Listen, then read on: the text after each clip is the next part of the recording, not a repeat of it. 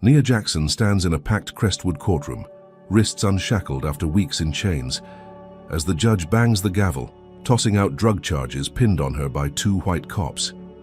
The crowd gasps, her lawyer beams, but Nia's gaze cuts to officers Derek Holt and Travis Boone in the gallery, their smirks cold and steady. A shiver grips her. This isn't over. What began as a simple undercover job has morphed into a racist. Well, that'll haunt her forever. What's their next move?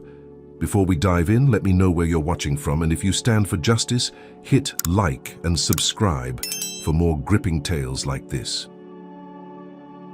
3 weeks before the courtroom scene, Nia Jackson glided through the shadowed backroads of Crestwood, Alabama, her hands steady on the wheel of a beat-up gray sedan that smelled faintly of motor oil and old vinyl. The clock on the dashboard glowed 2 a.m., its green digits casting a dim light across her sharp features. She was wrapping up a covert CIA mission, one she'd spent months on, tracking an arms smuggling ring that had taken root in this quiet southern town. Her cover as a mechanic had held firm, and tonight she'd secured the final intel: names, dates, drop points. All that remained was a clean exit, a drive to the extraction point 30 miles north where her team waited. The road stretched ahead, flanked by towering pines that swallowed the moonlight, their branches swaying in a humid breeze that carried the scent of damp earth. Nia's dark eyes flicked to the rearview mirror, a habit born from years in the field, but the asphalt behind her stayed empty. She exhaled, the tension in her shoulders easing just a fraction. 1 more hour and she'd be out. Then a flicker of color broke the stillness. Red and blue lights pulsed in her mirror, sharp and sudden, like a predator's eyes locking onto prey. Her pulse didn't jump. Training had carved calm into her bones. She eased the sedan to the right, tires crunching over gravel as she pulled onto the shoulder. The squad car followed, its headlights flooding her interior with a harsh glare that bounced off the cracked dashboard.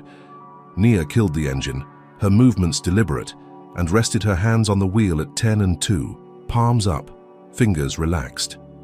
She knew the drill, knew how this could go for a black woman alone on a rural road at night. The wail of the siren cut off, leaving an eerie silence that pressed against her ears. Through the side mirror, she watched 2 figures step out of the patrol car, their silhouettes framed by the flashing lights. One tall and broad, the other shorter, stockier, both in navy uniforms that gleamed under the faint glow of a distant street lamp. Their boots thudded against the pavement as they approached, slow and purposeful. The taller cop reached her window first, his square jaw set tight, a flashlight in his grip.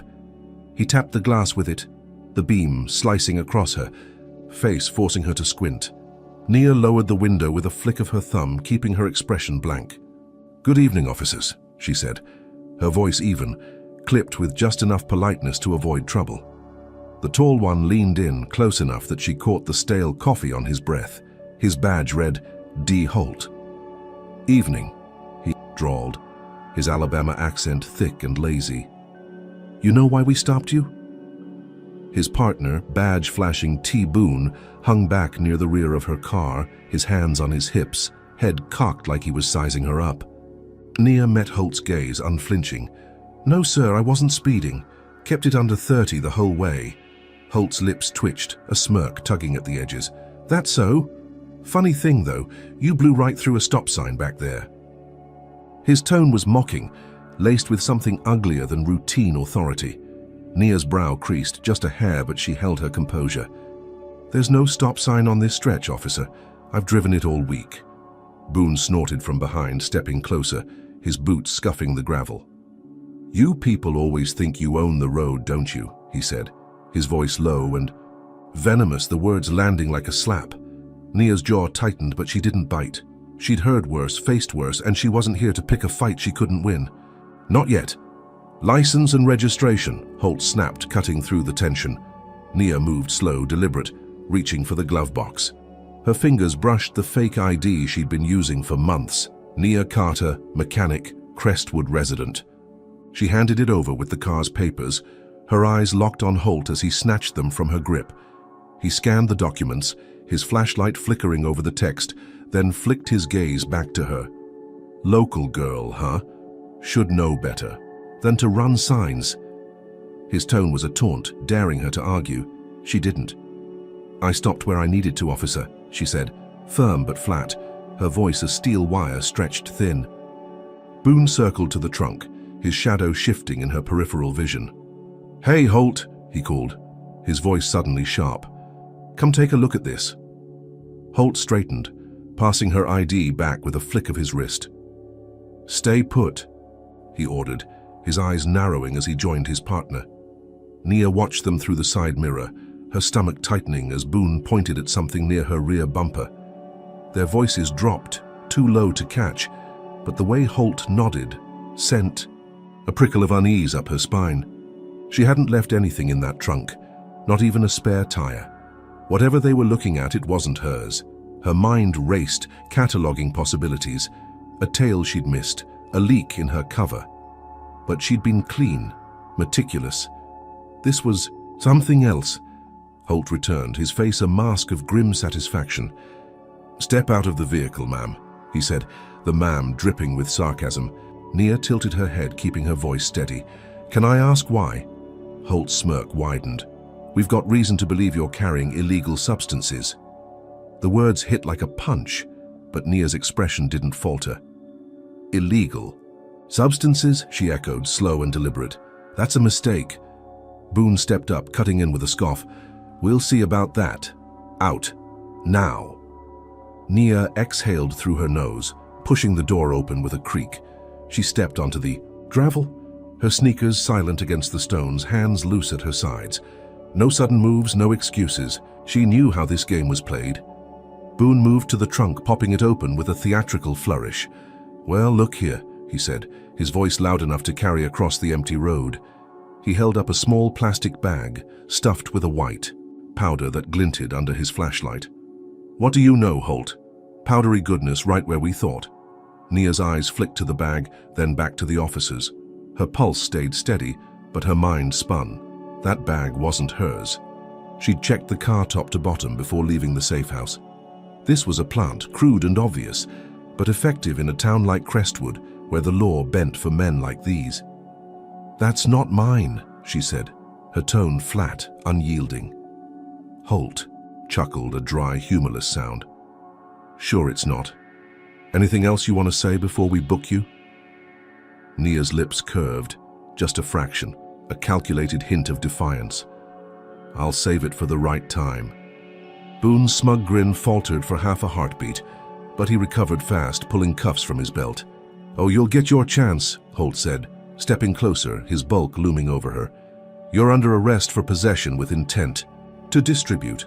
Big charge for a little lady like you." Boone snapped the cuffs on, yanking her arms behind her back with more force than necessary. She didn't flinch, her gaze locked on Holt as he leaned in, his breath hot against her ear.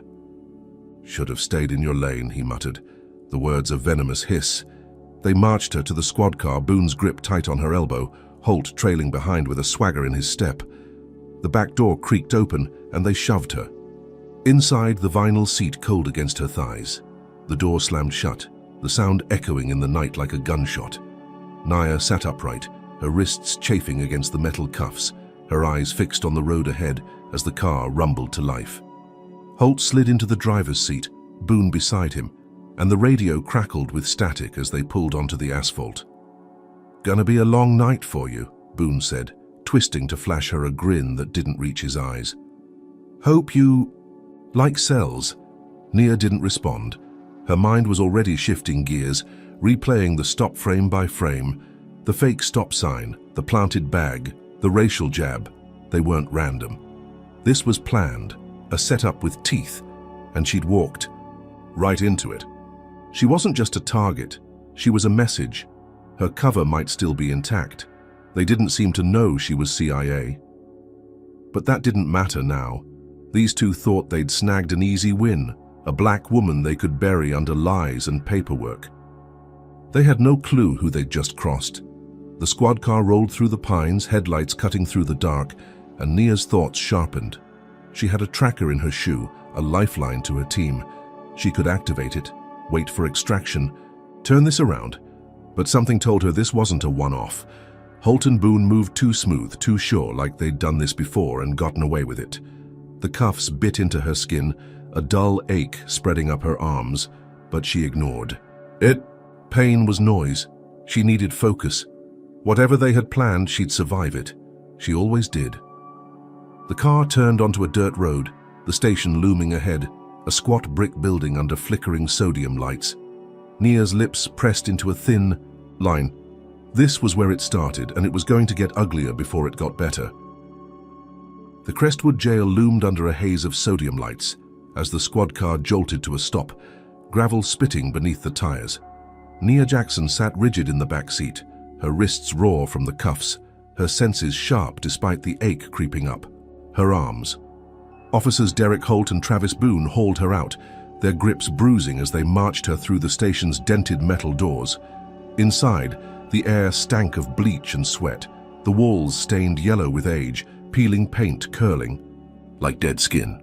A desk sergeant, a barrel-chested man with a buzz cut and a crooked nose, glanced up from a stack of papers, his eyes narrowing as they landed on her. "Another one, huh?" he muttered, his voice thick with disdain. "What's this one's story?" Holt smirked, shoving Nia toward the counter. "Caught her with a bag of meth, bold as brass, thinks she's slick." The sergeant's lips parted in a sneer, revealing tobacco-stained teeth. "Typical," he grunted, loud enough for her to hear.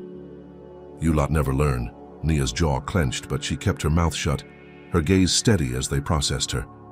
The sergeant's fingers hammered the keyboard, each keystroke a jab, while Holt and Boone lingered nearby, their boots scuffing the scuffed linoleum floor.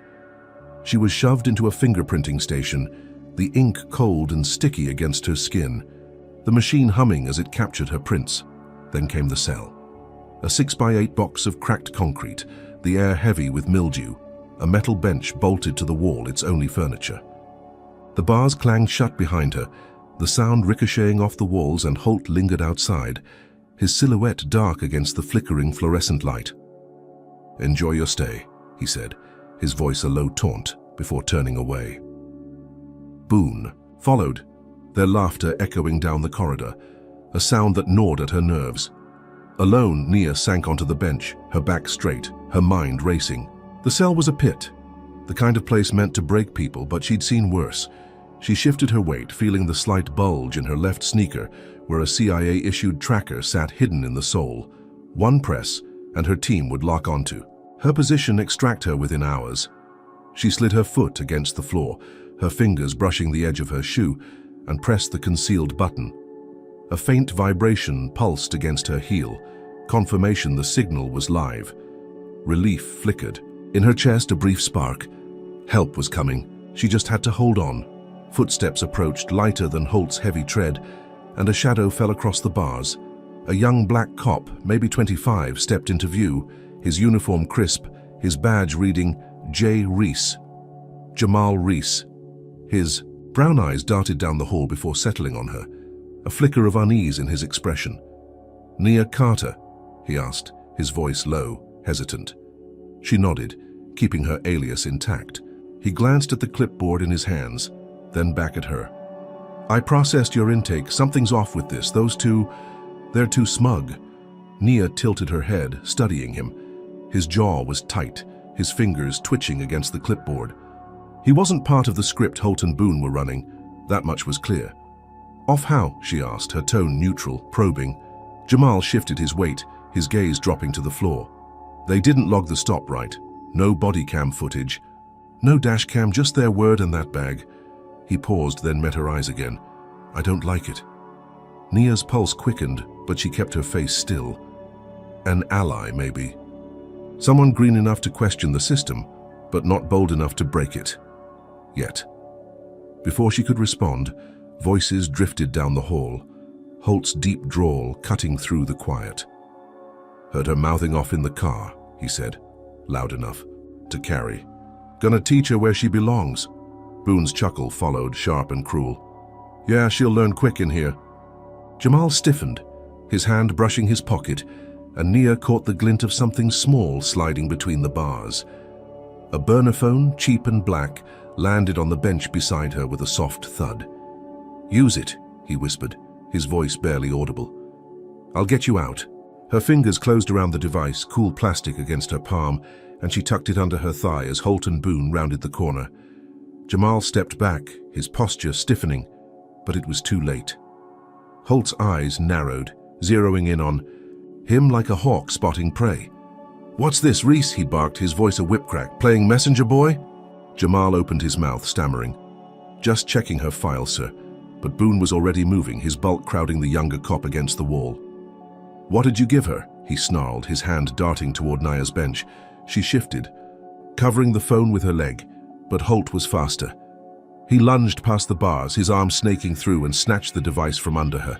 "Well, well," he said, holding it up, his smirk twisting into something feral. "Trying to play hero, huh?" He turned to Jamal, towering over him, and smashed the phone against the concrete wall. Plastic splintered, shards skittering across the floor, and Jamal flinched, his hands rising instinctively.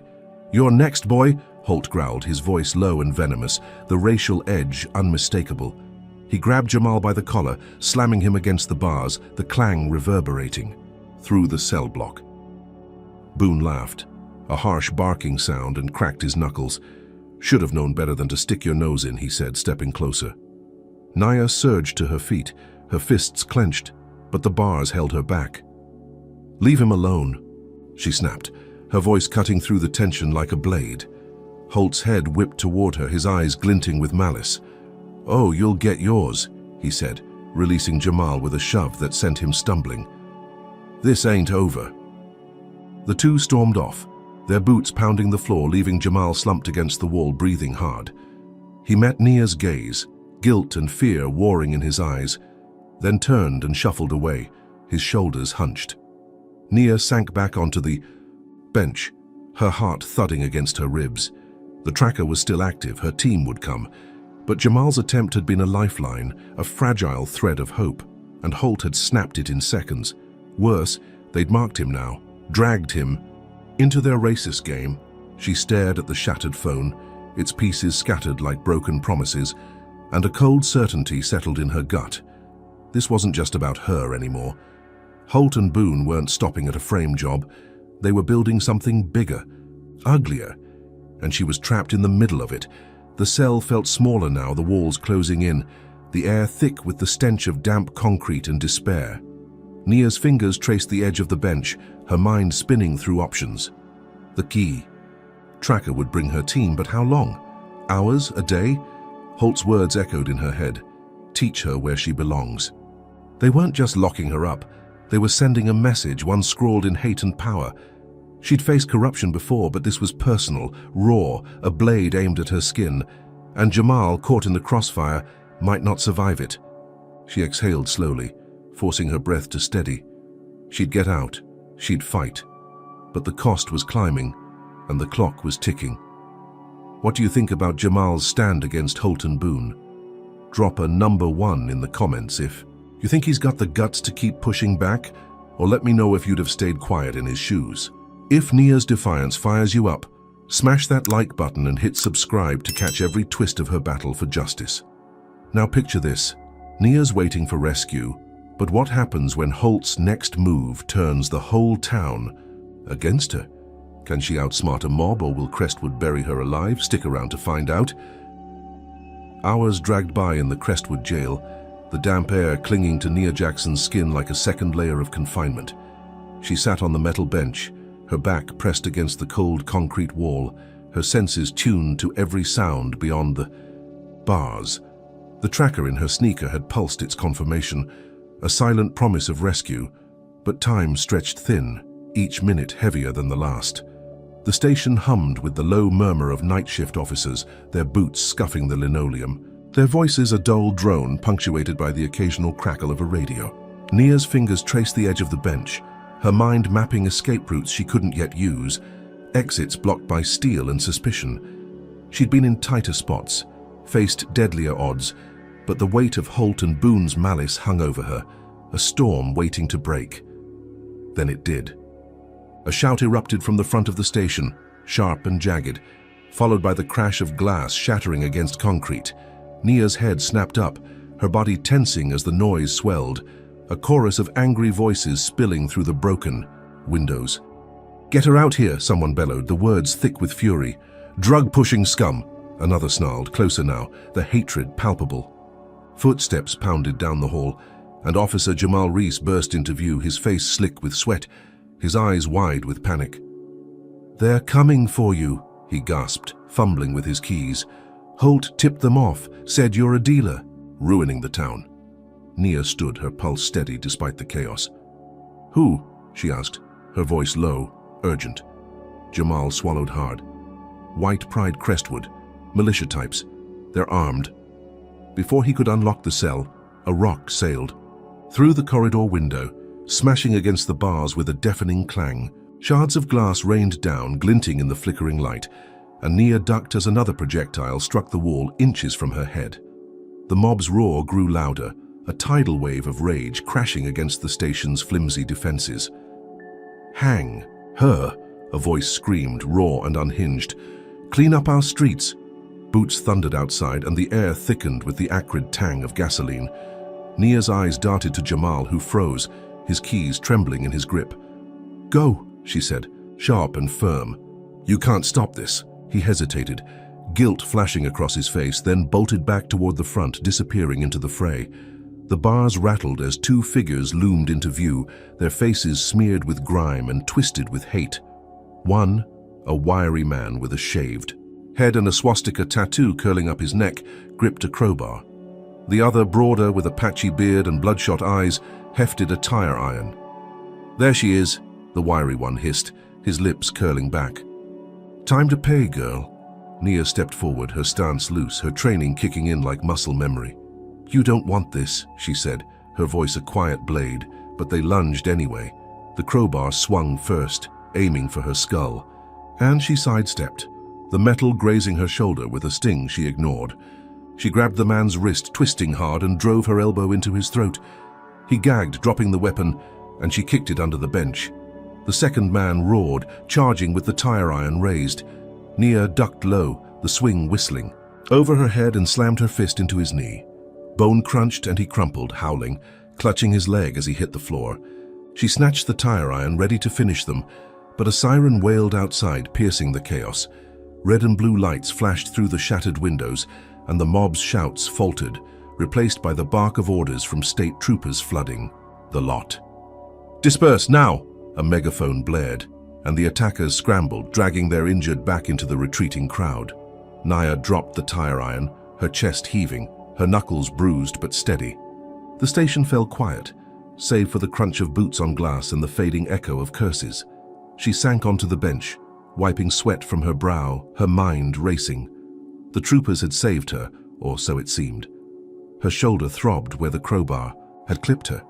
A dull ache she'd feel later, but for now relief edged in.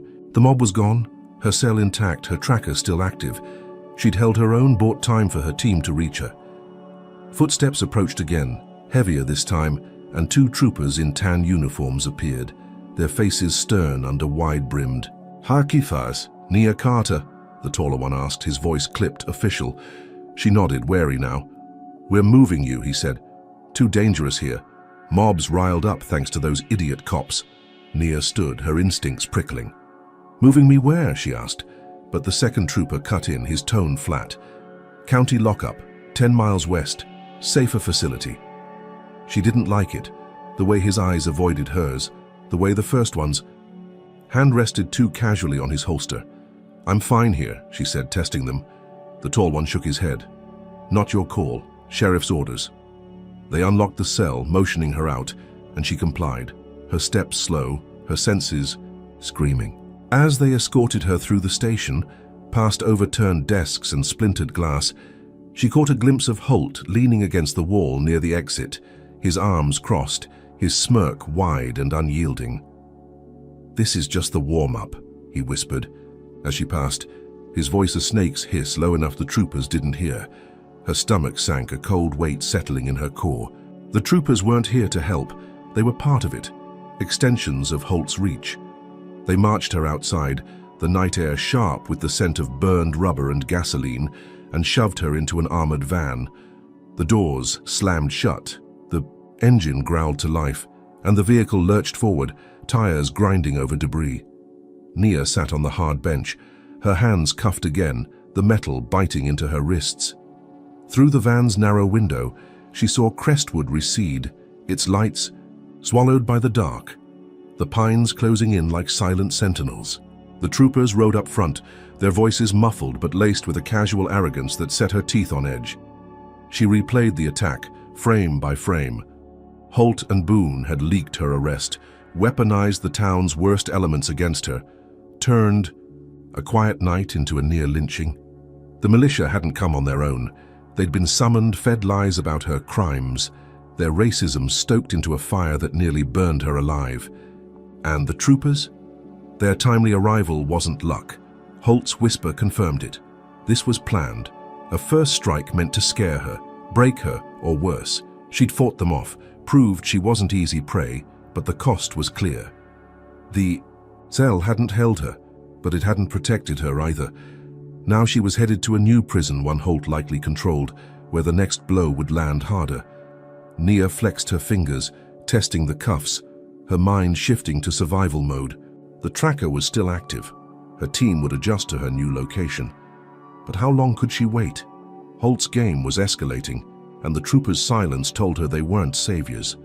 They were delivery men, handing her over to a bigger trap. The van hit a pothole, jostling her against the wall, and she gritted her teeth against the jolt.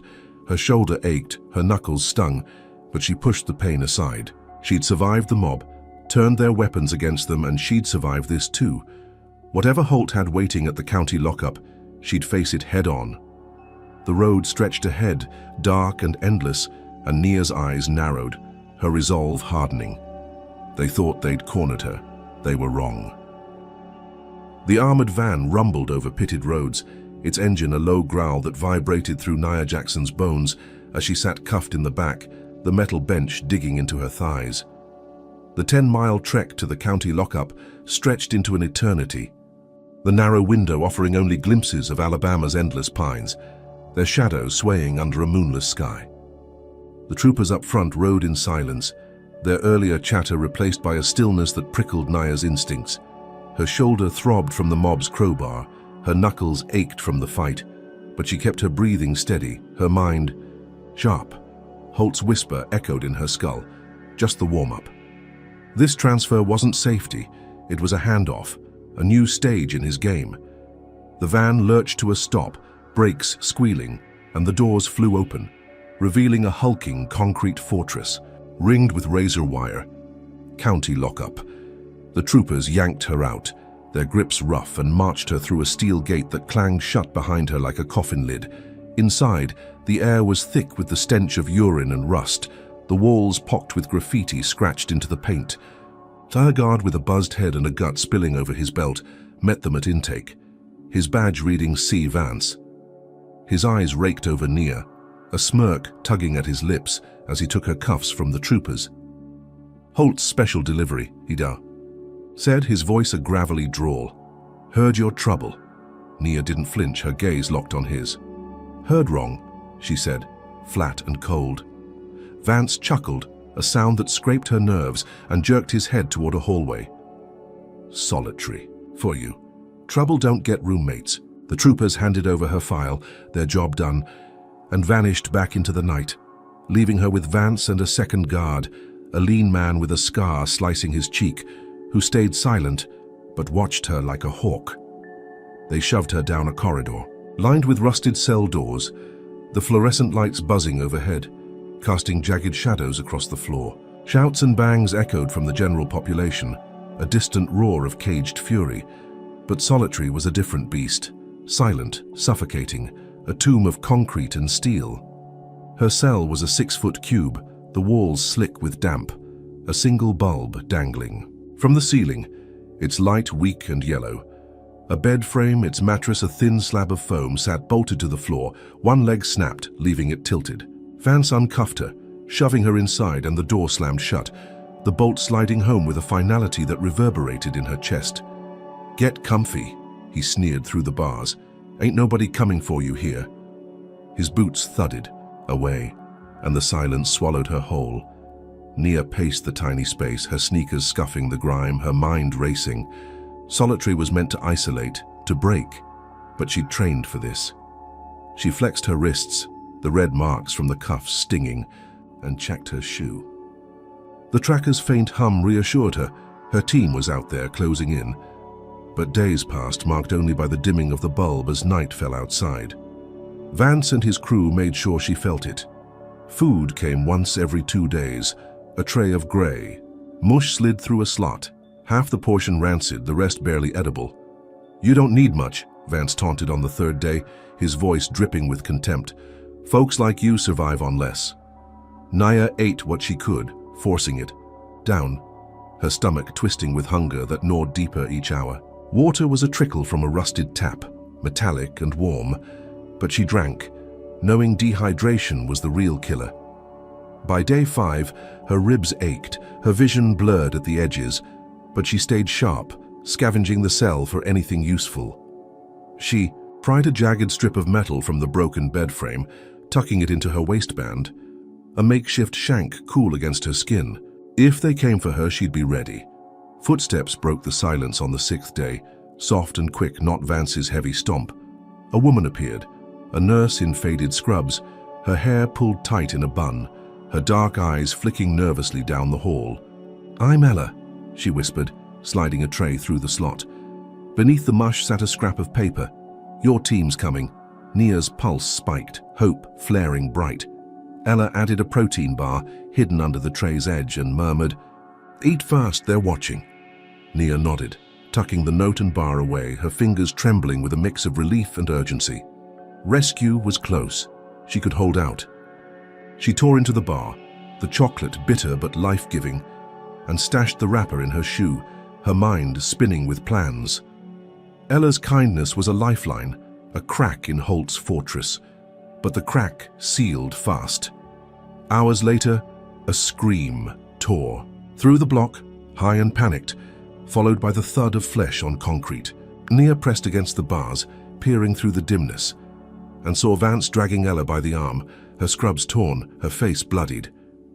"Caught her sneaking contraband," he bellowed, his voice echoing, loud enough for Nia to hear every word. "This one's on you, Carter."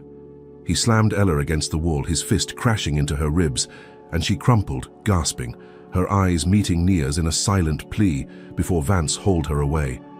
Nia's fists clenched, her nails digging into her palms, rage boiling in her chest. She'd brought this on Ella, drawn her into Holt's crosshairs. The door swung open minutes later and Vance stormed in, his bulk filling the cell, his scar-faced partner trailing behind. "You're a real piece of work," he snarled, his breath hot with whiskey. "Assaulting staff now, huh?" Nia blinked, confusion cutting through her anger. "What?" she snapped, but Vance grinned, pulling a crumpled shirt from his pocket, Ella's blood smeared across it. "Found this in your cell," he lied, tossing it at her feet. "Witnesses saw you jump her. That's a new charge, sweetheart." The scar-faced guard nodded, his silence a confirmation, and Nia's stomach dropped. Another frame job, tighter than the last, pinning her with violence she hadn't committed. Holt appeared at the bars, his smirk a slash of white in the gloom. "You're never getting out now," he said, his voice a low purr of triumph. "Assault on a nurse? Judges? Eat that up." He tapped the bars, a mocking rhythm, and sauntered off, leaving Vance to lock the door. Nia sank onto the bed, the metal shard digging into her hip, her mind reeling. Ella's beating, the planted shirt, the new charge, it was a setup within. A setup, Holt's hand pulling every string. She'd thought rescue was near, tasted freedom in Ella's note, but now she was deeper in the hole, starvation giving way to a fabricated felony. Her tracker hummed, a faint lifeline, but the walls felt closer, the air heavier. Holt wasn't just locking her up. He was burying her alive, piece by piece. Hunger gnawed at her ribs, guilt gnawed at her soul, but Nia gripped the shank, her resolve hardening. She'd fight, shank or no shank, team or no team. Holt thought he'd broken her, thought his boys could starve her out, frame her again and walk away clean. He was wrong. She'd survived solitary, turned their game against them once, and she'd do it again. The bulb flickered above, casting her shadow long and jagged, and she stared at, hit her eyes burning. Whatever came next, she'd be ready. Think Nia's got the strength to keep fighting after Ella's sacrifice? Drop a number 1 in the comments if you believe she'll turn this trap into a comeback, or tell me if you think Holt's got her cornered for good. If her grit's got you hooked, smash that like button and hit subscribe to stay locked into her battle. Now imagine this. Nia's facing a courtroom next, but will her shot at freedom hold, or will Holt's next strike rip it away in a heartbeat? Keep watching to see how it unfolds. The county lockup's steel grip loosened only slightly when the guards hauled Nia Jackson out of solitary after 8 grueling days, her body leaner, her eyes sharper, the metal shank still tucked against her waistband beneath her frayed jumpsuit. Vance and his scar-faced partner marched her through the echoing corridors, their boots a steady drumbeat on the concrete, their smirks fixed as they shoved her into a transport van.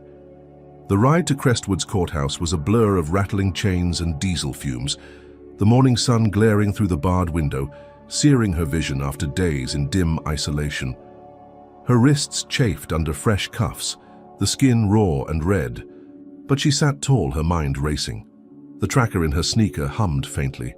Her team was out there, closing in. This hearing was her shot, a crack in Holt's wall she could pry open, if only for a moment. The courthouse squat in the heart of Crestwood, a brick relic with chipped columns and a sagging roof, its steps swarming with locals whispering behind their hands as Nia was led inside. The courtroom smelled of polished wood and stale coffee, the air thick with tension, as she was planted in the defendant's chair, her jumpsuit a stark orange against the muted browns of the room. The judge, a wiry man named Hargrove with a pinched face and grey hair combed flat, peered over his glasses, his gaze lingering on her with a disdain she felt down to her bones. The prosecutor, a slick-haired white man in a cheap suit, stood ready, his file stacked with lies about her drug haul and assault on Ella.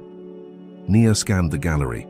Holt and Boone sat near the back, arms crossed, their faces smug, their navy uniforms crisp as if they owned the place. She clenched her fists, the shank's edge a cold comfort against her hip. Proceedings kicked off fast, a sham bail hearing dressed up as justice. The prosecutor laid out the charges with a practiced drawl. Possession with intent to distribute. Assault on a county employee, all tied to flimsy evidence Nia knew wouldn't hold under real scrutiny. "This woman's a danger to our community," he said, his voice rising for the handful of spectators, mostly white faces nodding along. "No bail, Your Honor, she's a flight risk." Hargrove grunted, scribbling notes, his lips pursed like he'd already decided. Nia's public defender, a nervous kid fresh out of law school, fumbled through a weak rebuttal, his voice cracking as he cited her clean record. She tuned him out, her eyes flicking to the door as it creaked open. A man in a grey suit slipped in, his posture too straight, his briefcase too new, her CIA handler, Marcus, posing as a private attorney. Relief flickered in her chest. He'd made it. Marcus strode to the defense table, cutting off the kid mid-sentence with a firm, "I'll take it from here." He dropped a folder in front of Hargrove, his voice smooth and commanding. "New evidence, Your Honor. Audio from..." A guard admitting the drugs were planted. He slid a USB drive across the bench and Nia's pulse spiked. She'd recorded Vance bragging to his buddy 2 nights ago through the cell vent, her shank doubled as a lever to pry it open, catching every word. Marcus played it cool, but she saw the glint in his eye. "Hang on." The prosecutor sputtered, "This is inadmissible, unverified," but Hargrove waved him off, plugging the drive into a laptop. Vance's voice crackled through the room, slurred and smug. "Holt said plant it, so we did. She ain't getting out." Gasps rippled through the gallery and Holt's smirk faltered, his jaw tightening. Hargrove leaned back, his face sour, but the recording was clean, undeniable. "Charges lack foundation," he muttered, his tone grudging. "Dismissed. Defendants free to go." The gavel slammed, a sharp crack that echoed in Nia's ears, and the cuffs came off, the metal clattering to the table. She stood, her legs stiff but steady, her breath catching as freedom sank in. Marcus nodded, a faint smile tugging at his lips, and slipped her a coded note as he packed up. "Evidence secured, hang on." She tucked it into her jumpsuit, her heart pounding with a victory she could taste. Holt and Boone glared from the back, their eyes promising retribution, but she walked out head high, the courthouse doors swinging wide to the humid Alabama air. She stepped onto the steps, the sun blinding after days in gloom, and inhaled deep, the shackles of solitary falling away. Marcus vanished into the crowd, his job done, and Nia started down the street, her sneakers scuffing the pavement, her mind already on the safe house 2 miles east. She'd link up with her team, debrief, end this nightmare. Then it happened. A crack split the air, a gunshot sharp and close, and pain seared her left arm, a hot streak that spun her sideways. She stumbled, blood blooming through her sleeve, and dropped behind a parked truck, her breath ragged. A sniper. Her eyes scanned the rooftops, catching a glint of steel 3 buildings down. Boone's cousin, a lanky figure in a hunting cap, racked another round, his scope trained on her. Nia pressed her hand to the wound, blood slicking her fingers, and cursed under her breath. The graze was shallow, a flesh wound, but it burned like hell. She ripped a strip from her jumpsuit, tying it tight, her training kicking in. Holt's voice crackled through a radio on a passing cop's belt. "Next time we don't miss." The words hit harder than the bullet, a vow laced with venom. She peeked over the truck, the sniper adjusting his aim, and bolted, zigzagging through the sparse crowd as another shot rang out, pinging off the asphalt inches from her heel. Her arm throbbed, her vision swam, but she pushed forward, ducking, into an alley, the brick walls closing around her like a shield. Her heart hammered, adrenaline flooding her veins, drowning the pain. The courtroom win was a mirage, a setup to lure her out. Holt and Boone hadn't folded. They'd escalated, turning freedom into a kill zone. She pressed against the wall, her breath shallow, the shank still in her waistband, a useless weight against a rifle. The alley stank of garbage and damp stone, the distant hum of traffic a lifeline she couldn't reach. Blood dripped onto the ground, a thin trail marking her path, and she wiped it with her shoe, her mind racing. Marcus's note burned against her skin. Hang on. Her team was close, but close wasn't here, and Holt's reach was long, his hate a sniper's bullet with her name on it. She slid deeper into the alley, her sneakers silent on the wet pavement, and crouched behind a dumpster, its rusted edge cold against her back. The sniper's shadow shifted on the rooftop, searching, and she held her breath, her good hand gripping the shank. She'd won in court, exposed their lie, thought she'd broken their hold. Wrong. Holt had turned the town into his weapon, Boone's cousin his trigger man, and this was their counterpunch, a public hit to silence her for good. Her arm pulsed, blood seeping through the makeshift bandage, but she forced her focus, her eyes narrowing. She'd survived solitary, fought off a mob, outsmarted a judge. She'd survived this too. The alley stretched ahead, a narrow escape, and she moved, low and fast, her shadow blending with the dark. Holt wanted her dead. She'd make him regret it. Nia Jackson stumbled through the alley, her sneakers splashing in shallow puddles, the acrid stench of garbage and wet brick filling her lungs as she pressed her hand tighter against her grazed arm. Blood seeped through the torn jumpsuit fabric, warm and sticky, but she gritted her teeth, shoving the pain down deep where it couldn't slow her. The sniper's shot still rang in her ears, Boone's cousin's scope a ghost haunting the rooftops, and Holt's radio threat looped in her. Mind, next time we don't miss. She'd made it 2 blocks from the courthouse, her legs burning, her breath ragged when she reached the safe house, a rundown shack tucked behind a sagging oak on Crestwood's east side. The door hung loose on rusted hinges. She slipped inside, locking it with a chair wedged under the knob, and collapsed against the wall, her chest heaving. The room was bare, a cracked table, a single bulb swinging from a cord. But it was shelter, a breath she could steal before the next storm hit. She tore another strip from her jumpsuit, rewrapping her arm, the makeshift bandage soaking red in seconds. Her fingers shook, but she steadied them, digging the shank from her waistband and setting it beside her, its jagged edge glinting in the dim light. The tracker in her sneaker hummed, a lifeline to her team, and she clung to it, willing them closer. She needed water, food, a moment to think, but Crestwood wasn't giving her that. Through the shack's grimy window, She saw headlights flare in the distance, then voices, low at first, growing into a rumble that tightened her gut. She edged to the glass, peering out, and froze. A crowd swelled on the street. 20, 30, then 50 strong, their faces pale under the street lamps, their eyes wild with a hate she knew too well. Torches flickered, bottles clinked, and rifles gleamed in their hands. "She's here!" a man shouted, his voice hoarse, accusing. "That drug bitch burned the station." Nia's stomach dropped, her mind racing to piece it together. Holt and Boone had spun a new lie, fed it to the town, turned her courtroom win into a spark for their fire. The mob wasn't random, it was orchestrated, a vigilante army roused by radio whispers and backroom deals. She backed away from the window, her pulse hammering, as a Molotov cocktail sailed through the air, shattering against the shack's wall. Flames erupted, licking up the wood, the heat instant and suffocating. "Get her out," a woman screeched, her pitch cutting through the roar. "She'll kill us all." Nia grabbed the shank, her good arm flexing, and scanned the room. The front was lost. Fire chewed through the door, smoke curling thick and black. She dropped low, coughing, and spotted a crawl space under the back wall, a narrow gap framed by rotting boards.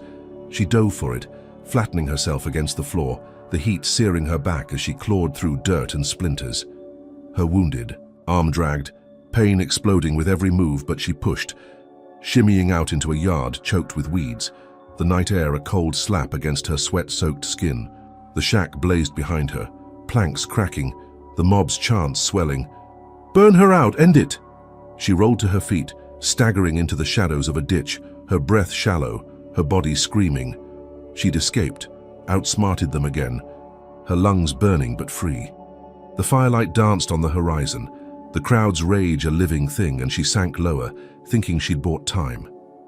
Then a crackle split the air, Boone's voice booming from a local radio tower, patched through. Every speaker in Crestwood. "Zaya Carter's armed and dangerous," he lied, his tone smooth, authoritative. "Wanted for arson and assault, shoot on sight." Her blood ran cold, the words a noose tightening around her neck.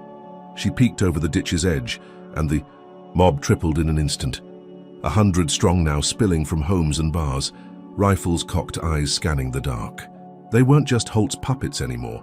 They were believers, a town turned executioner by a single broadcast. Men in trucker hats barked orders, women clutched bats, kids ran alongside wielding sticks, all screaming her name like a curse. "She's close," a burly figure yelled, his shotgun raised, sweeping the shadows. Nia pressed into the mud, her arm throbbing, the shank useless against 100 barrels. She'd slipped the fire, thought she'd won, but Boone's voice had flipped the script, painted her a monster, and now every soul in Crestwood hunted her. Her breath hitched, mud caking her jumpsuit, the cold seeping into her bones. The mob fanned out, boots stomping closer, flashlight beams slicing the night. A man with a grey beard and a hunting rifle stood 10 feet away, his gaze raking the ditch, and she held still, her heartbeat a drum in her ears. He moved on, cursing under his breath, but others closed in, their shouts overlapping. "Check the trees!" "She's got to be bleeding." Nia's fingers tightened around the shank, her mind spinning. The tracker was active. Her team could find her, but this wasn't a wait-and-see game anymore. Holt and Boone had weaponized the town, turned neighbors into killers, their racism a match to dry tinder. She wasn't just a target, she was a symbol, a black woman they'd branded to destroy. She crawled along the ditch, her good arm pulling her forward, the mud sucking at her knees, every inch a fight. The mob's lights danced above, their voices a relentless tide, and she spotted a culvert, a rusted pipe barely wide enough to squeeze through. She wedged herself in, the metal scraping her skin, the dank water soaking her through, and held, her breath as boots thudded overhead. "She's gone this way," someone yelled, and a shot rang out, the bullet ricocheting off the pipe's edge, inches from her head. Her arm pulsed, blood mixing with the filth, but she stayed still, invisible. The culvert her fragile shield. They moved past, their rage carrying them deeper into the woods, and she exhaled, her body trembling, her victory razor-thin. She eased out, collapsing in the ditch, the night pressing down like a weight. The safe house was ash, her escape a fluke. Anne Boone's broadcast had lit a fuse she couldn't outrun. Holt's reach wasn't just the station, it was Crestwood itself, a town primed to hate her, to kill her, all because 2 cops said so. She dodged the flames, slipped the mob, but 100 rifles waited, their triggers itching. Her tracker hummed a faint hope, but the safe house was gone, her arm a liability, and the town a death trap. She wiped mud from her face, her eyes, burning with defiance. They'd turned Crestwood against her, thought they'd won, they hadn't. She'd fight, bleed, crawl if she had to, but she'd live. Could you outrun a mob fueled by lies like Naya did? Drop a number 1 in the comments if you think she's got the edge to beat this town, or let me know if you'd crumble under that kind of heat.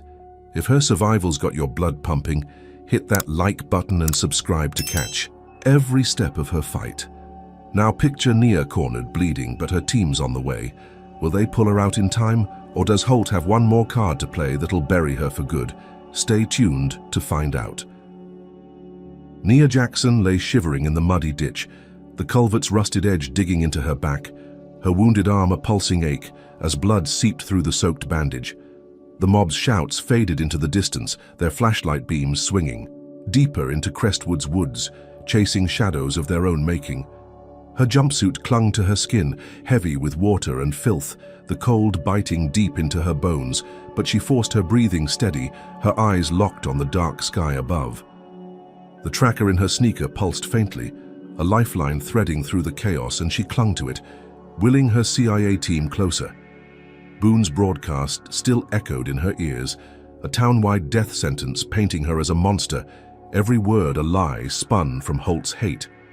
She'd slipped the fire, dodged the rifles, but her strength waned, hunger and blood loss gnawing at her edges. She needed rescue now. A low rumble broke the silence, growing into the unmistakable thrum of rotor blades slicing the night. Naya tensed, her good hand gripping the shank as a black helicopter descended, its downdraft flattening the weeds around her ditch.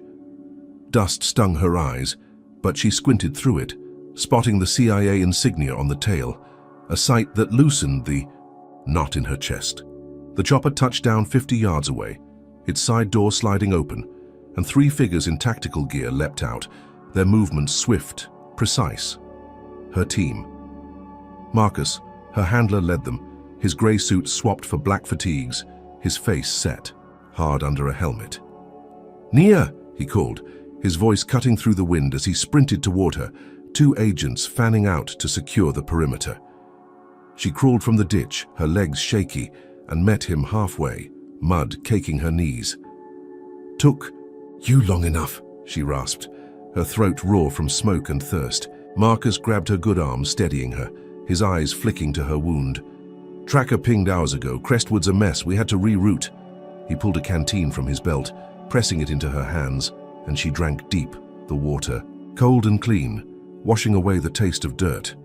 The agent signaled clear, and Marcus guided her to the chopper, its blades still spinning, a roar that drowned the distant mob.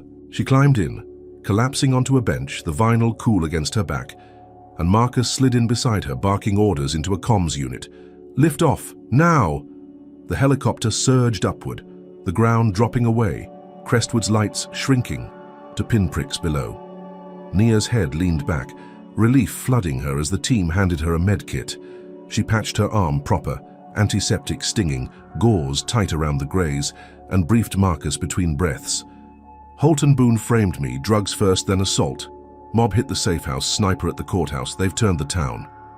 Marcus nodded, his jaw tight. "We've got their prints on the planted bag, audio too. Station raids greenlit. Boone's in custody tonight." Nia exhaled, a weight lifting. Justice was rolling. She'd survived long enough to see it. The chopper banked north, heading for a field base, and she allowed herself a moment to believe it might end here.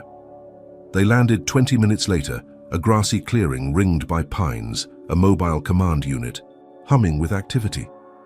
Nia stepped out, her legs steadier, and followed Marcus to a tent where screens flickered with live feeds.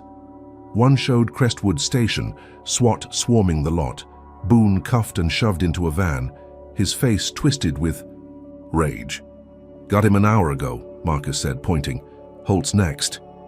Nia's lips curved, a faint smile breaking through her exhaustion. She'd exposed them, turned their game against them, and now the hammer fell. She sank into a folding chair, sipping more water, her body aching but alive. The team moved fast, prepping evidence, and she thought she'd won, thought the nightmare might crack open to daylight. Then Marcus's face darkened, his hand pausing over a tablet. "Nia," he said, his voice low, urgent, "we've got a problem." She straightened, her pulse spiking as he turned the screen toward her. A grainy photo showed a man in CIA gear, face blurred, handing an envelope to Holt outside the station, time-stamped 2 days ago. "Mole," Marcus said, his tone grim. "Sold your location, your cover, for cash. Raid was a setup." Nia's stomach dropped, her mind racing back. The sniper's precision, the mob's timing, Boone's release already in motion. "Who?" she demanded, but Marcus shook his head. "Still tracing, but it's internal, deep." Before she could process, an explosion rocked the tent, a deafening boom that flung her from the chair.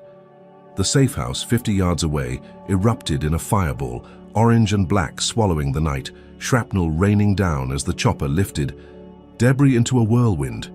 Nia hit the ground hard, her ears ringing, her patched arm screaming as she rolled behind a crate. Marcus shouted, diving beside her, his comms crackling with panic. "Bomb! Perimeter breached!" The team scrambled, guns drawn, but the blast's heat washed over them, a wall of fire consuming gear, records, everything.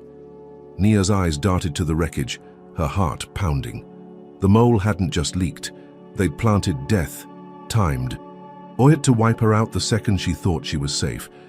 She staggered up, coughing through smoke, and spotted the riverbank 30 feet west, its water glinting under the blaze. "Move!" she yelled, shoving Marcus toward it. Another blast ripped through the tent, smaller but closer, and she dove, her body slamming into the muddy shore as flames licked the air above. The river swallowed her, cold and dark, pulling her under as she kicked free of the current, her lungs burning. She surfaced downstream, gasping, her team's shouts fading behind the roar of the fire.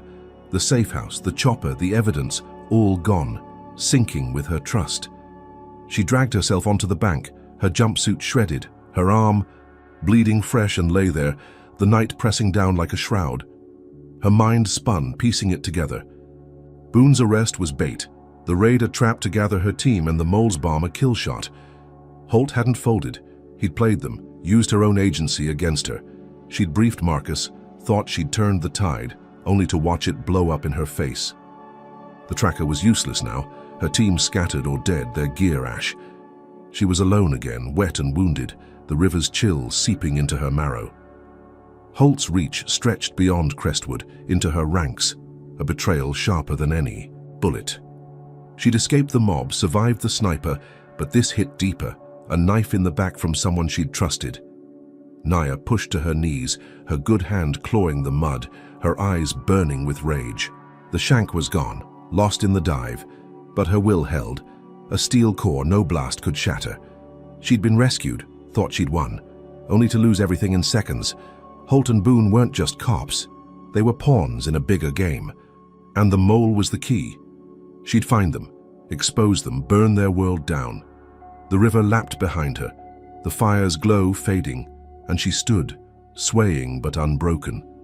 They'd tried to bury her again. They'd failed. She'd crawl back, bleed them dry, and end this no matter who she had to take down. Nia Jackson dragged herself from the riverbank, her soaked jumpsuit clinging to her shivering frame, the night air cutting through her like a blade as she stumbled through the pines. The safe house explosion still roared in her ears, a fiery echo of betrayal, her team's screams swallowed by the blast. Her arm bled fresh, the gauze lost in the dive, and her legs trembled from exhaustion, but she pushed north, mud caking her sneakers, her mind a steel trap locked on survival. Crestwood was a death zone now, Holt's mob and the mole's bomb shredding her every move. The tracker was dead, drowned in the river, her last link to the CIA severed. She needed refuge, a place to breathe, and one name burned through this haze. Lena, her older sister, living 40 miles away in Montgomery. Family was her anchor, the only thing Holt hadn't touched. Yet. She hiked through the dark, skirting roads where headlights might mean rifles, her good hand clutching her side, her wounded arm dangling limp. Dawn broke gray and heavy, the horizon smudged with clouds, and she hitched a ride with a trucker hauling timber, his cab reeking of cigarettes and pine sap. "Rough night?" he asked, eyeing her torn clothes, but she muttered, "Work accident." And he shrugged, dropping her at Montgomery's edge without questions. She staggered through quiet streets, past brick row houses and corner stores, until she reached Lena's duplex, a faded blue two-story with a sagging porch. Nia pounded the door, her knuckles raw, and Lena answered, her warm brown eyes widening at the sight. "Nia? Lord, what happened?" she gasped, pulling her inside, her voice thick with worry. The living room smelled of lavender and fresh bread, a stark contrast to the filth Nia carried. Lena, taller and softer than her, wrapped her in a blanket, her hands trembling as she fetched a first aid kit. "You're bleeding," she said, dabbing antiseptic on Nia's arm, her touch gentle but firm. Nia winced, the sting sharp, but let her work, the warmth of the house thawing her bones. "Long story," she rasped, sipping water Lena pressed into her hands. "Cops framed me. Crestwood's gone crazy." Lena's jaw tightened, her braids swaying as she shook her head. "I saw the news. Armed and dangerous? That's not you." Nia forced a grim smile. "They're good at lies. I just need a night, then I'm gone." Lena nodded, her eyes fierce. "You're safe here." Safe felt fragile, a word too thin to hold. Nia slept fitfully on the couch, the blanket soft, but her dreams jagged with fire and gunfire. She woke to dusk, the room dim, Lena cooking stew. In the kitchen, the clatter of pots a lifeline. She stood, stretching her stiff limbs, and checked her arm, the bandage holding, the pain duller now. She'd rest, plan, find a way to hit back. Then glass shattered, a scream splitting the quiet, and Nia bolted upright, her pulse spiking. Lena stumbled from the kitchen, her face pale, as three men in ski masks burst through the back door, their boots crunching glass, their fists clutching pipes and knives. "Where's she at?" one growled, his voice muffled but venomous, and Nia knew. Holt's thugs, tracking her here. She lunged for Lena, shoving her behind the couch as a pipe swung, smashing the coffee table to splinters. "Run!" Nia yelled, dodging a blade that sliced the air inches from her throat. Lena bolted for the shed out back, her footsteps pounding, and Nia faced them, her training snapping into place. She grabbed a lamp, swinging it hard, the base cracking against the first thug's skull. He dropped, groaning, and she kicked the second in the gut, sending him crashing into the wall. The third lunged, his knife flashing, and she twisted, taking a shallow cut across her ribs before driving her elbow into his jaw. He staggered, and she shoved him out the door, slamming it shut, her breath ragged. Smoke curled in, thick and sharp, and she spun, horror gripping her. The shed blazed, flames licking the wood, Lena's scream piercing the night. Nia sprinted outside, the heat slamming her face, her eyes watering as she circled the fire. "Lena!" she shouted, spotting her sister trapped inside, pounding the locked door.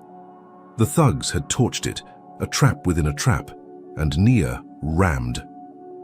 The frame, her shoulder screaming, wood splintering under her weight. She yanked Lena out, coughing, her sister's arm burned but alive, and they collapsed in the yard, the shed crumbling behind them. Sirens wailed, neighbors peering from windows, and Nia thought she'd saved her, thought they'd escaped Holt's reach. Then her burner buzzed, a number she didn't know, and Holt's voice slithered through. "Nice try. Lena's wanted for arson now, statewide. You're both done." She froze, the phone slipping, her victory ash in her mouth. Lena clutched, her sobbing, the fire's glow painting her face in streaks of orange and black. "What's he mean?" she whispered, and Nia's gut twisted, rage and guilt colliding. Holt had framed Lena, flipped the rescue into a manhunt, his voice a promise of more pain. Police lights flashed down the street, closing in, and Nia pulled Lena up, her mind racing.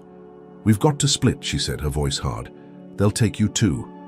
Lena nodded, tears cutting through soot, and darted north, disappearing. Into the dusk as Nia turned south, drones buzzing overhead, their red eyes hunting them both. The duplex smoldered, their childhood home gone, Holt's revenge a wildfire spreading beyond Crestwood. Naya ran, her ribs stinging from the cut, her arm throbbing, the night swallowing her as sirens Dopplered behind. Holt hadn't just tracked her. He'd struck her heart, burned her family, turned Lena into a fugitive with a single call. She'd saved her sister, pulled her from the flames, only to lose her to his lies. The drones hummed, a mechanical swarm, and she ducked into an alley, her breath shallow, her resolve a jagged edge. He'd taken her team, her home, now her kin, each blow sharper, crueler, a racist vendetta with no end. She thought Montgomery was sanctuary, it was a battlefield. Alone again, hunted again, she clenched her fists, blood dripping from her knuckles. Holt wanted her broken. She'd break him first. Would you risk everything to save family like Nia did? Drop a number 1 in the comments if you think she's unstoppable even now, or tell me if Holt's finally pushed her past the edge. If this fight's got you gripped, smash that like button and hit subscribe to follow her every move. Now imagine Nia on the run, her sister a target too. Can she turn the tables with one bold strike, or will Holt's next twist drown her in the chaos? Keep watching to see where this storm takes her. Nia Jackson darted through Montgomery's alleys, her sneakers pounding wet pavement, her breath a rasp as drones buzzed overhead, their red lights slicing the dusk like predatory eyes. Her ribs stung from the thug's knife, her arm throbbed. Under its makeshift bandage, and her jumpsuit hung in tatters, soaked with sweat and soot from Lena's burning shed. Holt's voice lingered in her ears, his phone call a venomous spike. Lena framed for arson, a statewide manhunt splitting them apart. She'd saved her sister, pulled her from the flames, only to lose her to his lies, and now she ran alone, a fugitive in a city turned hostile. The duplex fire still smoked in her mind, a wound deeper than the cuts on her skin, but she shoved it down, her focus narrowing to a single goal: strike back, hard. She slipped into a derelict warehouse on the city's edge, its windows boarded, its walls tagged with faded graffiti, the air thick with dust and mold. A rusted ladder led to a loft and she climbed, her good arm straining, until she reached a perch overlooking the street. Below, police cruisers prowled, their sirens a distant wail hunting her and Lena on Holt's orders. She crouched, her mind racing, and spotted an old TV station relay box in the corner, its cables frayed but intact, a relic from the 90s. Her CIA training kicked in. Hack it, hijack it, turn Holt's broadcast game against him. She pried it open with her fingers, nails splitting, and found a live feed, a weak signal she could boost. Evidence burned in her memory. Vance's recorded confession, Holt's threats. She'd lost the USB, but she'd memorized every word, every inflection. Using a shard of glass from the floor, she sliced open a power line, hot wiring the box, sparks popping against her knuckles. The screen flickered to life, a local news channel blaring weather updates, and she patched in, her voice hoarse but steady, as she recorded a makeshift broadcast. "This is Nia Carter," she said, her tone cutting through static. "Crestwood. Cops Derek Holt and Travis Boone framed me for drugs. Assaulted a nurse, burned my sister's home, here's the truth." She recited Vance's audio word for word, Holt's call about Lena, every damning detail, then looped it, setting the signal to blast across Montgomery's airwaves. Her hands shook, blood dripping from her cut ribs, but she hit transmit, the feed hijacking every TV in a 50-mile radius. She sank back, her chest heaving, as the broadcast took hold. Outside, horns blared, voices rose, the city waking to her words. She'd turned the tide, she thought, exposed them raw and live, a victory snatched from their lies. Within an hour, sirens multiplied, but not for her. Protesters flooded Crestwoods, streets their chants echoing on the wind. No more corruption. Justice now! She climbed to the warehouse roof, peering through a cracked skylight, and saw Boone's squad car swarmed, his cuffs snapping on as a crowd cheered. Her lips curved, a flicker of triumph cutting through her exhaustion. Holt's pawn was down. She'd flipped the script, turned Crestwood against them. Then the warehouse TV crackled, a new broadcast overriding hers, and Holt's face filled the screen, his smirk cold, his uniform pristine. "Nia Carter's a terrorist," he said, his voice smooth, rehearsed. "This video proves it." Grainy footage rolled. A woman in an orange jumpsuit, her planting a bomb, the safe house exploding in a fireball. Nia's stomach dropped, her breath catching. It was fake, stitched together from scraps, her face superimposed, but it was slick, believable. "She's behind the Crestwood attacks," Holt continued. "Armed and dangerous. Nationwide alert." The screen cut to news anchors, their faces grave, parroting his lies. FBI manhunt underway. Protesters faltered, boos turning to gasps, and Nia's victory crumbled, ash in her throat. She staggered back, her mind reeling. Holt hadn't just countered, he'd escalated, turned her truth into a weapon against her. The warehouse shook as boots pounded outside, federal marshals breaching the doors below, their shouts sharp. "Nia, Carter, surrender." She'd aired the real story, thought she'd won, only to hand Holt a bigger stage. Her broadcast had rallied the town, cuffed Boone, but his fake video flipped it, branded her a national threat. Flashlight beams swept the loft and she bolted, her legs screaming down a fire escape slick with rain. Marshals stormed the roof, their radios crackling with orders, and she dropped into a sewer grate, the metal clanging shut above her as she splashed into ankle-deep muck. The tunnel stank of rot and damp stone, its walls slick with slime, but she ran, her sneakers slipping, her breath a rasp. Holt's lie had spread nationwide, her face on every screen, her name a curse. She'd hacked the station, turned the mob against Boone, thought she'd cracked his empire, but he'd outplayed her, his fake video a masterstroke. Marshals hunted her now, not just Crestwood's yokels, and the FBI's reach was long, relentless.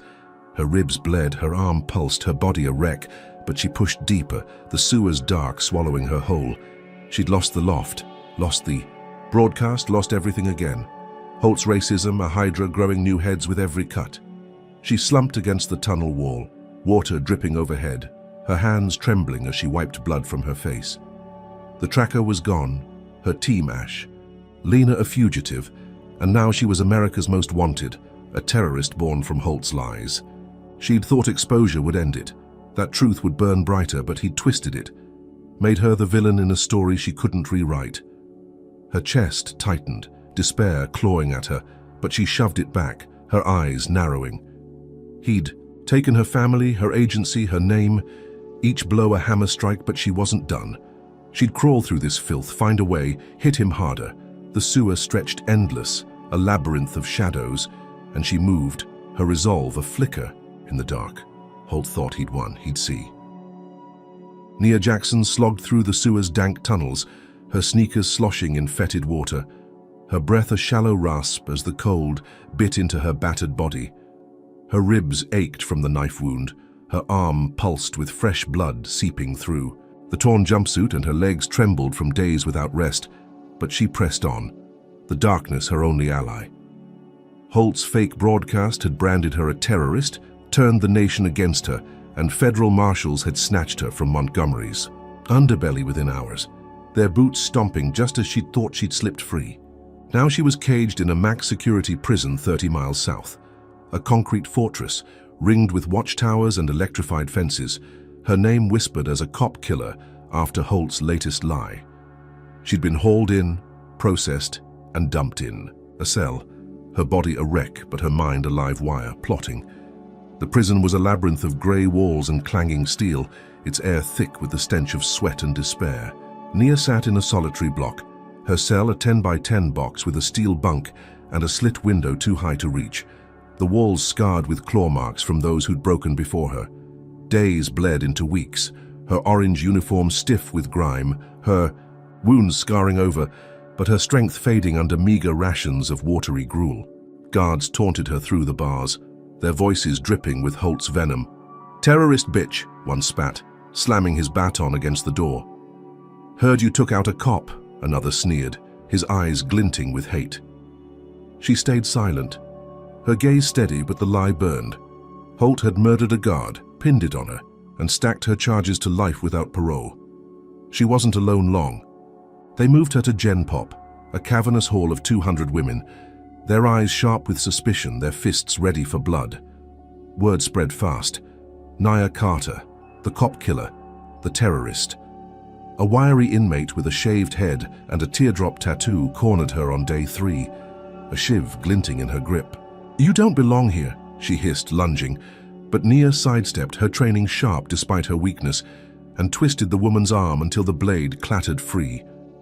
"I'm not your enemy," Nia said, low and firm, releasing her. The woman backed off, wary, and others watched, a grudging respect flickering in their stares. Nia saw her chance. Allies leverage a way out. She worked fast, her CIA instincts humming. She befriended a lifer named Raina, a broad-shouldered black woman with a scar across her lip and a knack for smuggling contraband. "Heard your trouble?" Raina said. Her voice a gravelly drawl, but her eyes softened when Nia shared her truth. Framed, hunted, betrayed. Raina nodded, slipping her a stolen phone. "Use it smart," she whispered. Nia hid it in her bunk, her mind spinning a plan. She rallied 5 others, outsiders like her, fed up with the guards' brutality, promising freedom if they moved, as one. They'd stage a riot, breach the East Wing, hit the gate during shift change. It was risky, reckless, but staying meant death by Holt's design. Day 10. Dawn. She struck. Raina sparked the chaos, overturning a chow table, her roar igniting. The block. Inmates surged, fists flying, trays crashing, and Nia slipped through, signaling her crew. They smashed a laundry cart into a guard post, glass shattering, batons swinging, and she snatched a key card from a downed officer, his blood pooling under her feet. Alarms blared, a deafening wail, and she led them east, her ribs screaming as she ran, the phone clutched tight.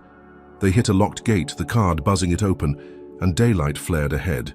Freedom so close she could taste it. "Go!" she yelled, shoving Raina through as guards closed in, their shouts drowned by sirens.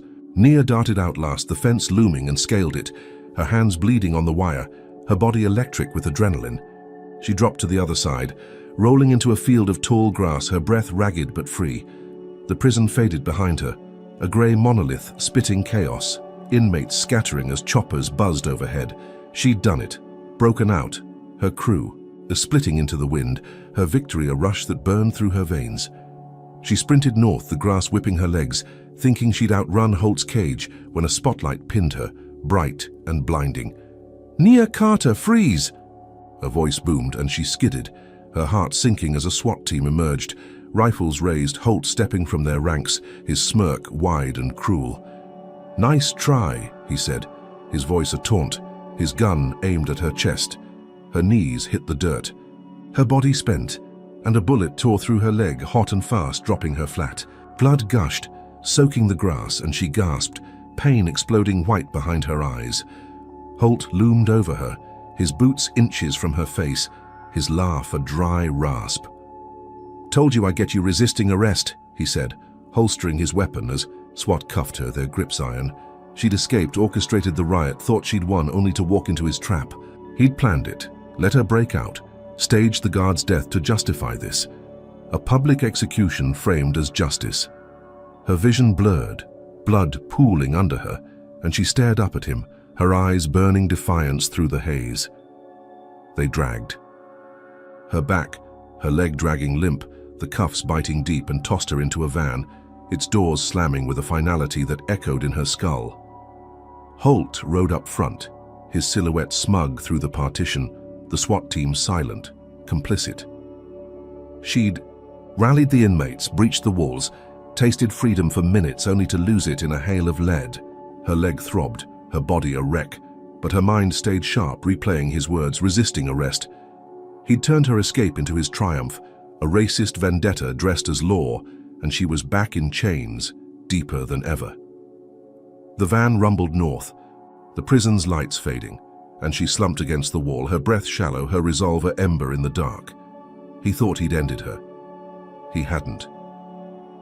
The SWAT van jolted over rough asphalt, its engine a guttural growl that vibrated through Nia Jackson's battered frame as she slumped against the cold metal wall, her wrists cuffed tight, her leg a throbbing mess of blood and torn muscle. The gunshot wound Holt had inflicted oozed crimson, soaking her jumpsuit. Each bump in the road a jolt of agony that blurred her vision. Her ribs ached from the old knife cut. Her arm pulsed under its ragged bandage, and her body screamed for rest. But she forced her eyes open, her mind clinging to a thread of defiance. Holt sat up front, his silhouette smug through the partition, his voice a low murmur to the driver. Hospital first, then lockup. She won't talk. She'd broken out of max security, led a riot, tasted freedom, only to collapse in his trap, his bullet a shackle heavier than steel. But she wasn't done. Her good hand brushed her waistband, feeling the faint outline of a hidden device, a tiny recorder sewn into the lining, a backup she'd scavenged from Rayna's contraband stash before the break. It was voice-activated, a long shot, but her last card. She shifted, wincing as pain lanced through her leg, and angled her body, her breath shallow as Holt turned, his eyes glinting through the partition. "Still kicking, huh?" he said, his tone a mocking purr. "Thought you'd bleed out by now." Nia met his gaze, her voice hoarse but steady. "You'll wish I had." He laughed, a dry, grating sound, and leaned closer, his breath fogging the glass. "You're nothing, Carter. Terrorist, cop killer, whatever I say. This bullet's my word against yours." The recorder hummed, catching every syllable, and Nia's lips twitched, a faint spark of hope igniting. "Keep talking," she rasped, egging him on. Holt obliged, his ego a floodgate. "Planted the drugs, burned your sister's place, shot that guard myself. All clean, all pinned on you. Crestwood eats it up, and the feds? They'll bury you deeper than your team's ashes." He tapped his gun, smirking. "This? Just the cherry on top. Resisting arrest, dead on arrival. Perfect." Nia's chest tightened, rage and triumph warring within her. But she stayed still, letting him dig his grave. The van slowed, pulling into a hospital lot, its neon sign flickering in the dusk, and she braced herself, blood pooling under her thigh. The doors flew open, SWAT piling out, and Holt grabbed her arm, yanking her onto a stretcher, her legs screaming. As medics swarmed. "Save her!" he barked, his voice loud for show. "She's got a trial to face." They wheeled her inside, the sterile stink of antiseptic hitting her nose, lights glaring overhead as nurses hooked her to monitors, their hands quick but wary. Her leg burned, blood loss dragging her under, but she clung to consciousness, the recorder's weight a lifeline against her hip. She'd lost the prison break, taken a bullet, thought she'd die in that field, but Holt's gloating was her weapon now. Doctors stitched her up, fluids pumping into her veins, and she faded, her last thought a vow. He'd pay. She woke to rotors chopping the air, a black helicopter landing in the hospital's lot, its CIA insignia a ghost from her past. Marcus burst through the doors, his fatigues dirt-streaked, his face hard with fury. A dozen agents at his heels, guns drawn. "Nia!" he shouted, shoving past SWAT, and she blinked, her vision clearing as he reached her bedside. "Found the mole," he said, his voice tight. "He's down, we've got air support." Shots rang out, a firefight erupting in the hall, SWAT clashing with her team, Holt's bellow cutting through. "She's mine!" Nia fumbled the recorder free, pressing it into Marcus's hand, her fingers slick with sweat. "Holt's confession," she croaked. "Everything." Marcus nodded, barking orders, and the agents stormed the lot, guns blazing as Holt fired back, his SWAT cronies dropping under precise headshots.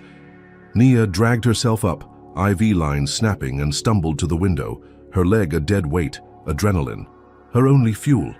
Marcus tackled Holt, cuffs snapping on, his smirk gone, replaced by a snarl as agents hauled him into the chopper. Medics rushed her back to bed, stabilizing her, and she sank into the pillows, her pulse steadying. Hours later, she woke in a private room, Marcus at her side, his face grim but triumphant. "Holt's locked up," he said. "Boone, too. Charges dropped. You're clear." Relief washed over her, heavy and sweet, the nightmare cracking open. She'd recorded Holt, handed him over, watched her team dismantle his empire in a hail of bullets. She'd won, bled out every ounce of strength to do it, and now she rested, her body a wreck but alive. Marcus left, promising updates, and she exhaled, the hospital's hum a lullaby. Then it shattered.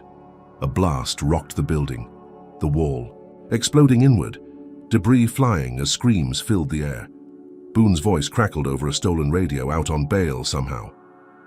"You're not done, Carter." The ceiling buckled, light sparking, and Nia rolled off the bed, her leg useless, dragging herself through rubble as the ward burned, dozens dead in the collapse. She crawled free, her hands clawing concrete, her lungs choking on dust. The hospital, a smoldering ruin behind her. Blood streaked her face, her stitches torn, but she kept moving. Boone's bomb a final apocalyptic blow. She'd taken Holt down, cleared her name, thought it was over, only to lose it all again in fire and chaos. Sirens wailed, distant now, and she collapsed in an alley, her breath shallow, her eyes burning with rage. Boone had vanished, his revenge a slaughter, and she was back to square one, wounded, hunted, alone. She pushed to her knees, her fists clenched, a vow searing her soul. She'd find him, end him, no matter the cost. The night swallowed her, the fight far from finished. Nia Jackson crouched in the alley, her breath a ragged cloud in the chill night air, her body a roadmap of scars and fresh wounds as she pressed her back against the soot-streaked brick. The hospital's ruins smoldered a block away. Boone's bomb a fresh wound in Montgomery's skyline, its echoes of screams and crumbling steel still ringing in her ears.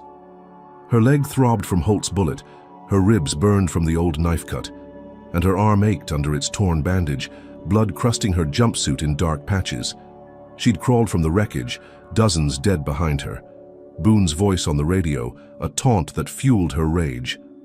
She'd taken Holt down, cleared her name, thought she'd ended it, only to watch victory turn to ash in a blast that shook her world apart. But she wasn't broken. Not yet. Weeks passed in a blur of pain and evasion, Nia moving through shadows, scavenging food from dumpsters, patching her wounds with stolen gauze from a gas station first aid kit. Her leg healed slow, a limp she couldn't shake, but her mind stayed razor-sharp, plotting her return.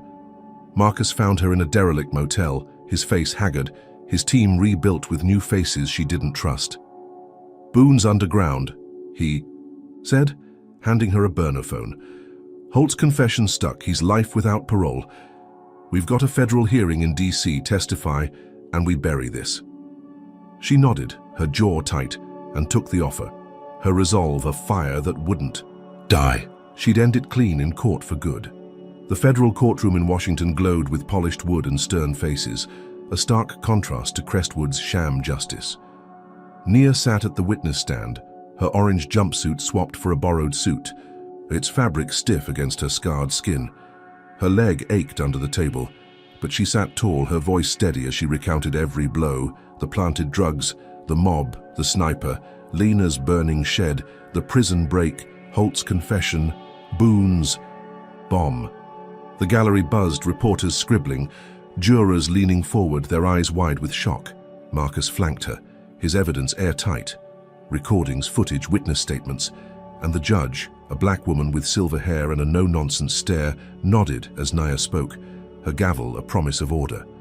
Holt sat in chains, his smirk gone, his eyes hollow, while Boone, recaptured days ago, glared from the dock, his cuffs clinking with every shift.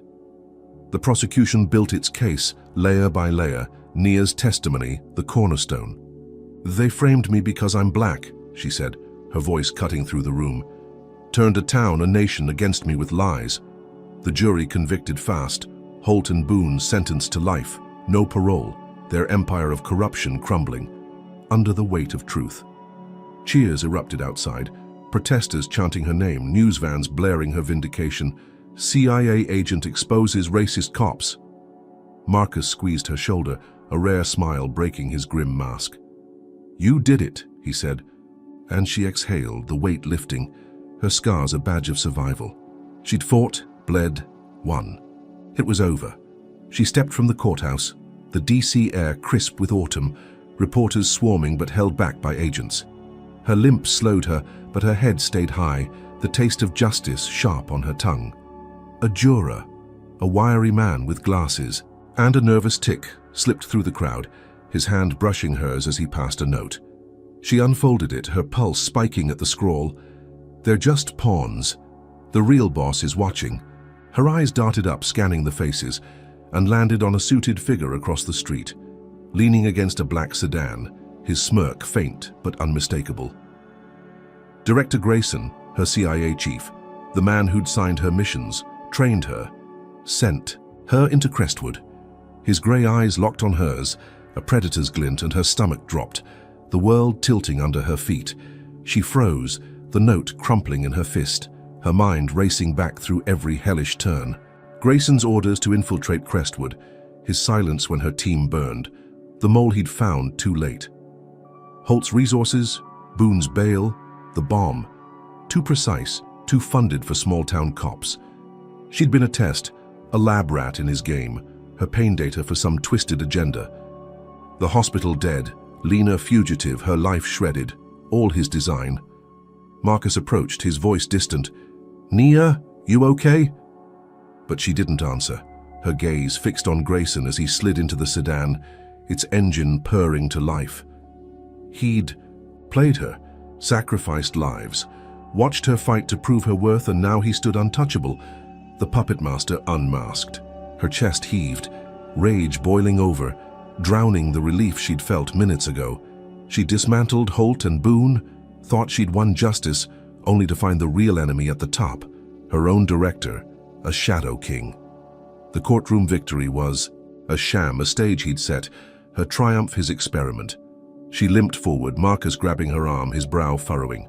"What's wrong?" he asked, but she shook him off, her voice a growl. "It's not over." Grayson's car vanished into traffic, a taunt she couldn't chase, and she stood there, the note a blade in her hand, the crowd's cheers a hollow roar. She'd cleared her name, freed herself, only to uncover a war she hadn't known she was fighting. Nia turned from the courthouse, her limp heavier now, her eyes burning with a fury that dwarfed Holt's hate. Grayson had used her, broken her, turned her into a weapon for his own ends, and she'd survived it all, blind to his strings. The dead haunted her, hospital victims, her team, Lena's lost life, and she vowed they'd not die for nothing. She'd hunt him, expose him, rip his world apart as he'd done hers. The fight wasn't Holt or Boone. It was bigger, darker, a betrayal etched in her bones. She slipped the note into her pocket, her fists clenched, and walked into the dusk. The city's hum a battle cry. Grayson thought he'd won, thought she'd bend, he'd see her coming.